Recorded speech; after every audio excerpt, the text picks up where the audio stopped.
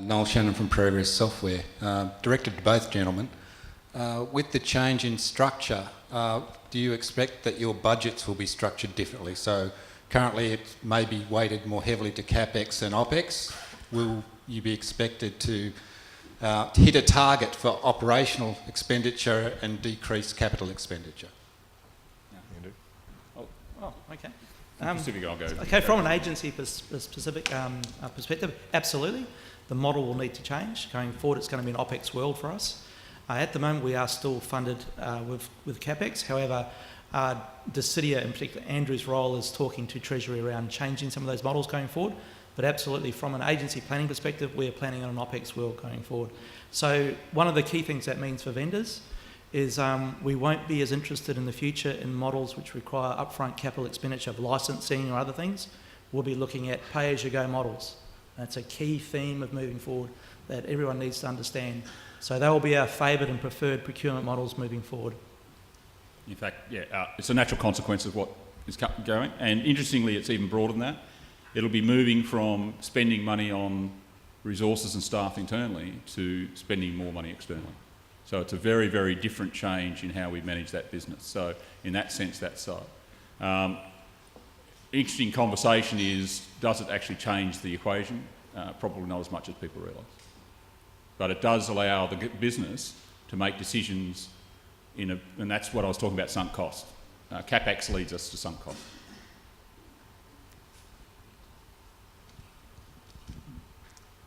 Any other questions?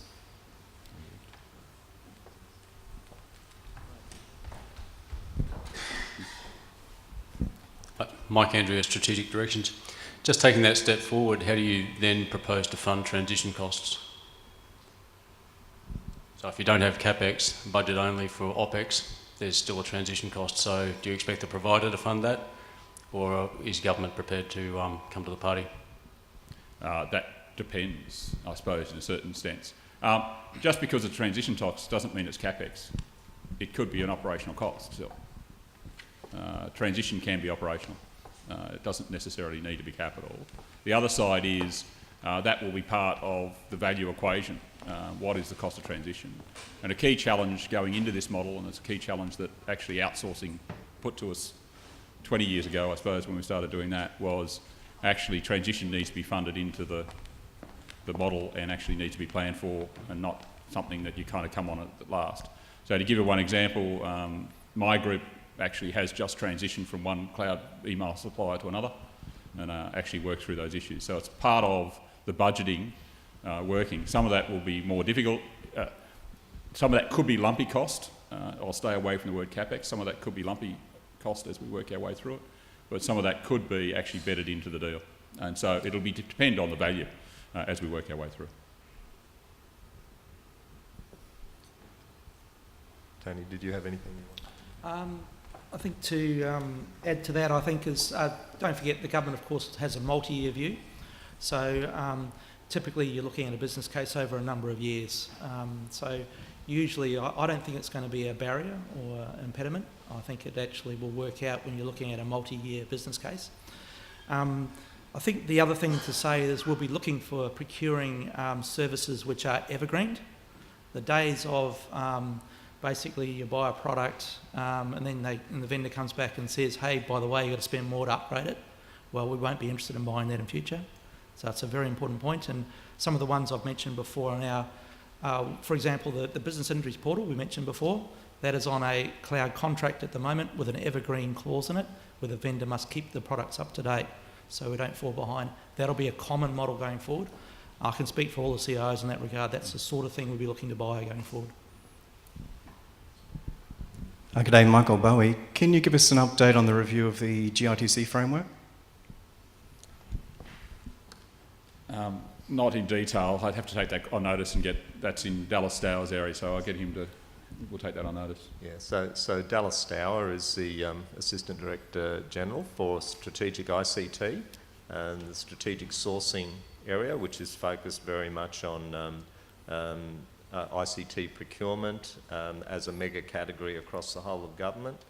I know they're looking very, very closely at GITC, but I think we would need to take that on notice and see if we can provide that information maybe at the next pit briefing. We have a question here at the front. While the mic's coming here, I might actually ask a question myself. I'll take the liberty. Obviously, the strategy which you spoke about, Andrew, is you indicated that there is a period of time and it's not all going to happen at once. Can you give some idea of how long a transition may actually take? So what sort of expectation? And remember, you're being videoed. Yeah, I know. In reality, okay, we want to drive change as quickly as possible. So we are driving quite a few agencies, and you will see some fairly significant work coming to the market this calendar year. A couple of agencies are well on the right path, particularly in the infrastructure space, of moving towards this. So in a sense, we will be driving towards it. In another sense, there will probably be in-house applications for many years to come. I can't imagine us throwing away mainframe applications and spending money on shifting them if they're actually still doing the job and don't need to change. So that's the conversation. So it is how long's a piece of string, but certainly there is a real drive to move this direction, to give the flexibility, and interestingly, I think the areas that will happen the quickest is where the business is actually making a decision to change how it does its business. And there's a couple of classic, when you look at that, is, and I'll use one, I think probably an example in another agency, is the National Disability NDIS, which is changing the way the government goes away from government providing disability services to government funding people with disabilities to look after themselves. That is a very, very big business change. So the current solutions that support government doing that business actually won't do the new business. So you'll see new solutions coming into those spaces much quicker. And there's examples all over the place. TAFE being corporatised and becoming statutory authorities, hospitals becoming statutory authorities. There will be changes in the business which will be more driving than ICT driving. ICT is one of the pillars supporting the government's overall business renewal program, and it's a really important part of it, but it needs to be there to support the renewal program and do those issues. Yeah, we'll probably have things like email across in months to years, not years to decades.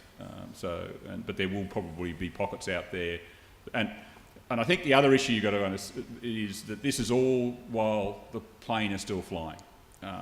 Business has to be delivered. So there will be business priorities that allow people like Tony to do some stuff but not others.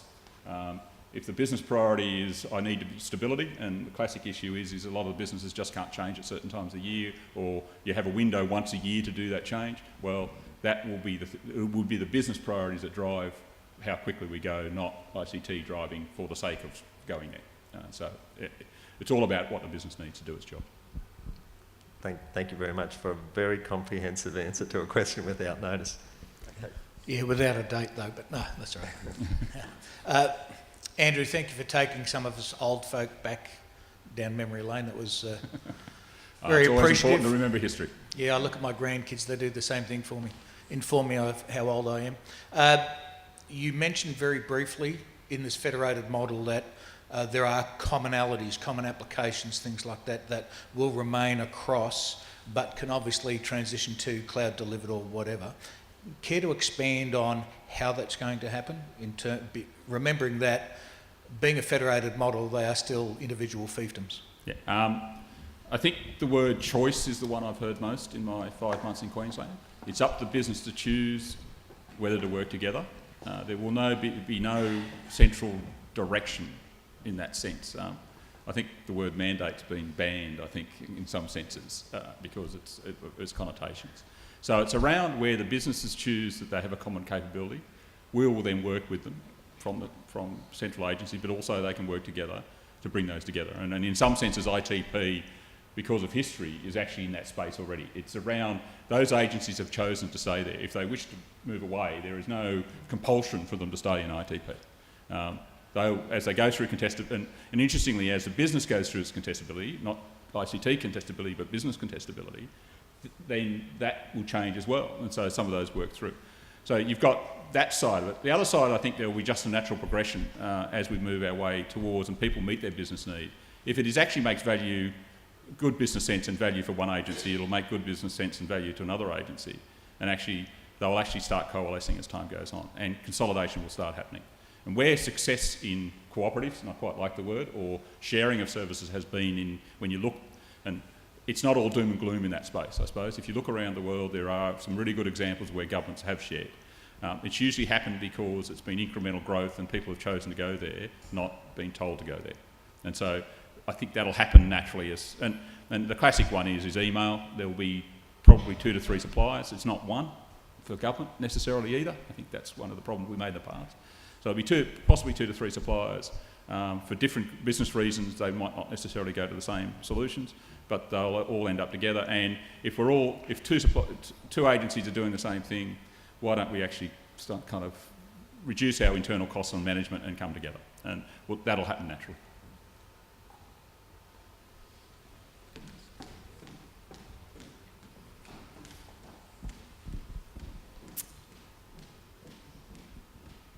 Yeah, my name's Dwight Walker. I'm a web developer. I'm interested in web services and e-government. Because it's in the cloud, it should make, hopefully, it more easy to work with. I've already worked with natural resources and mining through the open data strategy using a mobile app. Very successful. Government hadn't done what I'd done.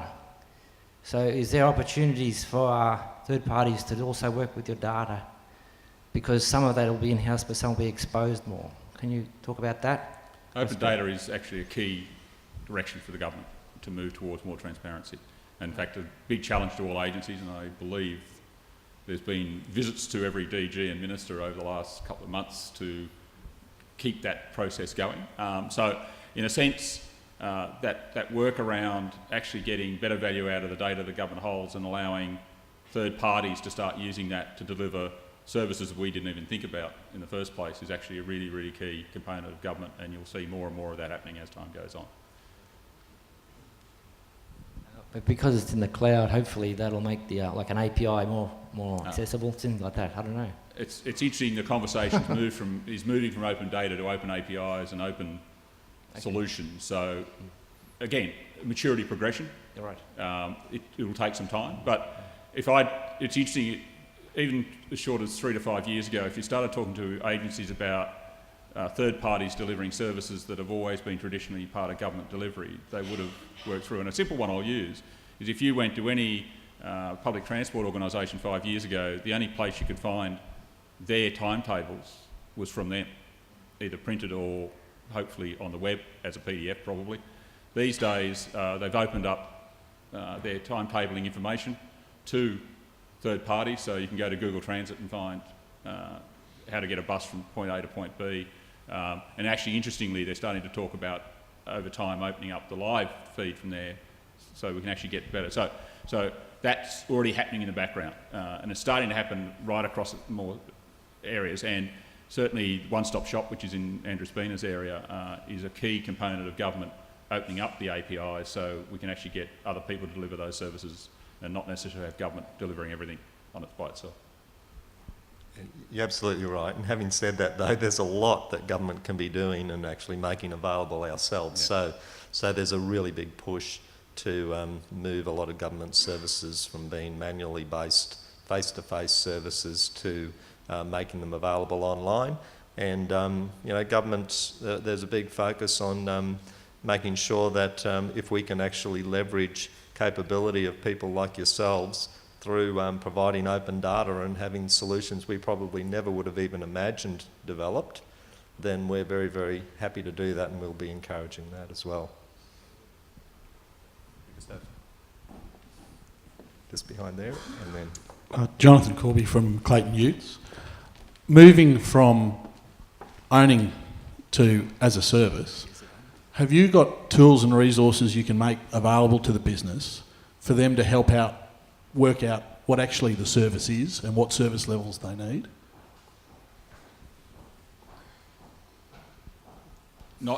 Okay. I don't believe we've got specific artefacts. There's a lot of work going on in agencies around those issues. That's one of the key changes for government to realise, is they're moving from basically internal delivery, which is best endeavours based on knowing the business, to a structured contractual relationship which has standard service levels, has service expectations. And so it's actually one of the largest changes that actually has to move its way through. And that's not just in the written form, it's actually in how you actually interrelate and manage and work. And so it's a key issue. We're working on some of those issues, and Dallas's team is certainly working through some of the core issues on that. But also, as we've been talking to agencies around some of the skilling and workforce change, that's going to be a key focus in those sort of areas. This one. Yeah, Tony, is there something you can add from your point? I'd just like to add to that. Generally, the focus is look at business process as a service first, and then effectively having the ICT delivered by the commercial sector. And that is all of our conversations with our agencies in regard to that. On the question of tools themselves, that is an area of definite need.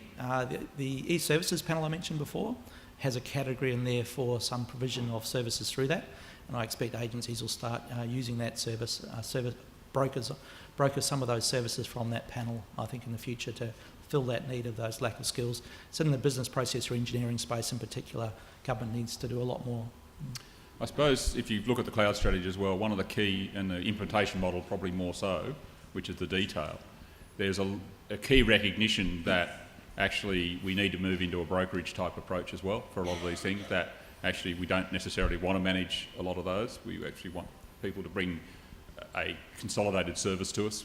So we're actually also looking in that, and there will be work. One of the pilots we're starting to look at is how we do brokerage. It's pretty new for us, and it's pretty new for the industry, and we'll be working through those issues. Certainly there's some early movers in that space, but it's not common yet. I suppose the one I know who's doing a lot of work in that space is companies like Coles are doing a huge amount of work in that space. So we will be learning from other people as they work their way through. There was a question here. Yeah, it's Jim from Scan Conversion Services. This is probably an Andrew question. Given the importance of open data, and that within almost all government departments there's a tremendous amount of archival data or dark data, is there a particular funding strategy for throwing the light on dark data, as it were, to help those departments get that information into the public domain? There is a government policy about getting all data that is able to be released.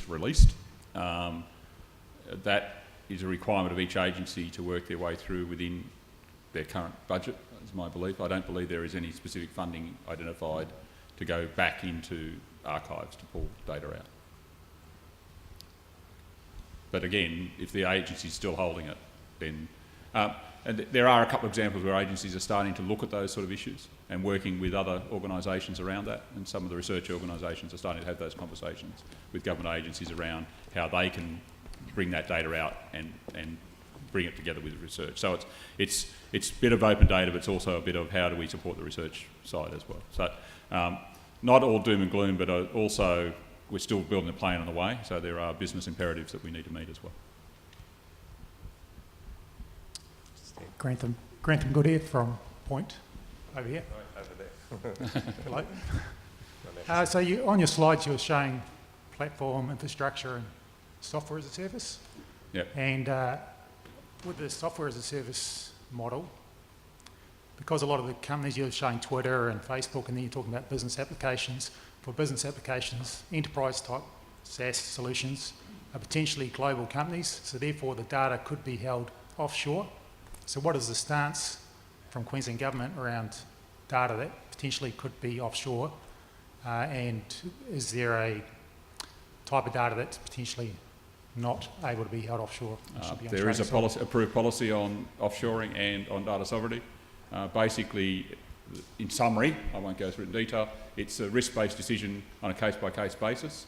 The only restriction is any data above what's called protected cannot go offshore, but anything protected below is based on a risk-based decision by the business on whether they wish to, whether the risk is a risk they're willing to take. So is the interpretation's up to the agency? They're the owner of the data and it's their information, so yes, it's their decision.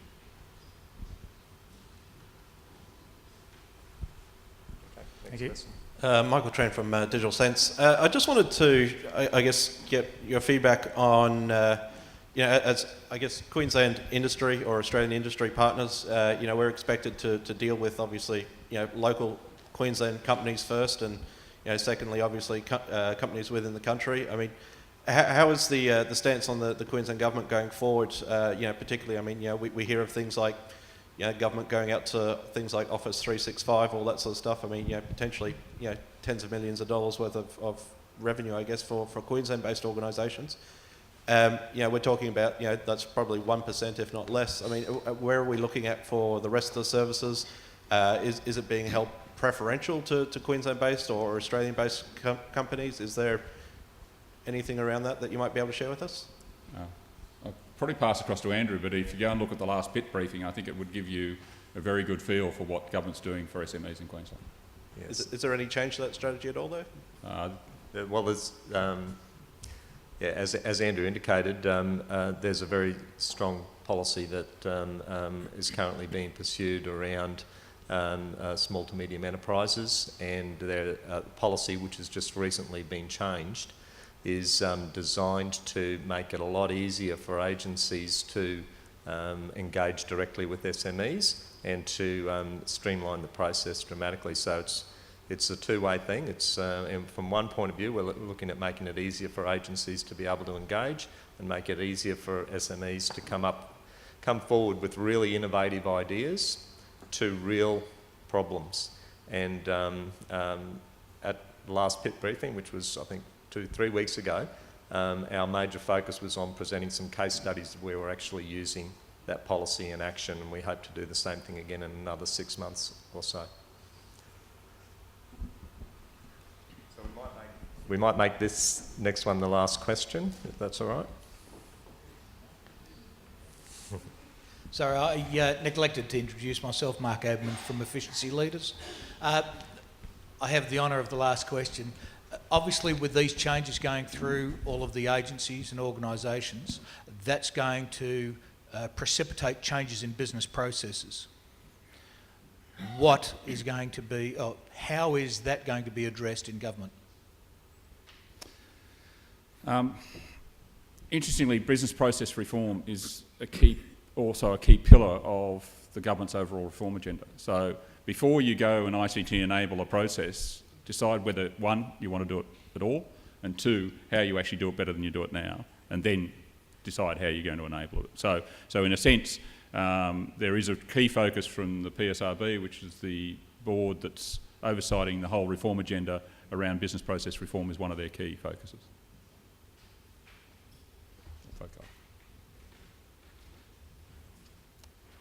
Can I ask you all to thank Andrew and Tony for their presentations today?